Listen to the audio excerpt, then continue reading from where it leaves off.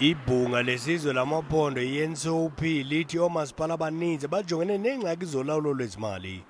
Usekela sihlalo welibhunga uNkosikazi Sylvia Lucas uthi oomasipala abaninzi abayithobeli imigaqo yokusetyenziswa kwezimali.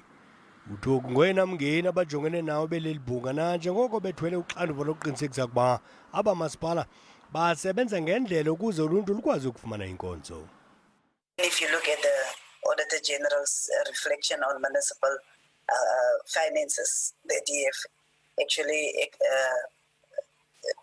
put out on the 1st of July of this year, you could see that there is still local government that is not necessarily, or local municipalities that is not necessarily adhering to the issue of sound financial practices.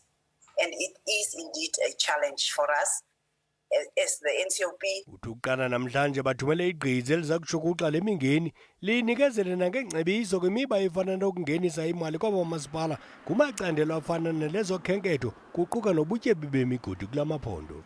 We are having Local Government Week as one of our flagship programs that we annually actually send particularly permanent delegates and other delegates to make sure that we discuss areas of challenges and to make sure that we begin to advise and that we begin to see in our oversight responsibilities how we assist the local sphere of government to deal with the challenges that they are facing.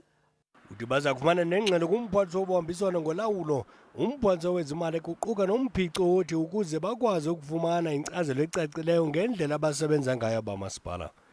Uthi amaphondo amaninzi afakwe phantsi kolawulo lukarhulumente kazwelonke ngenxa yolawulo lugwenxa kwanenkcitho engafanelekanga.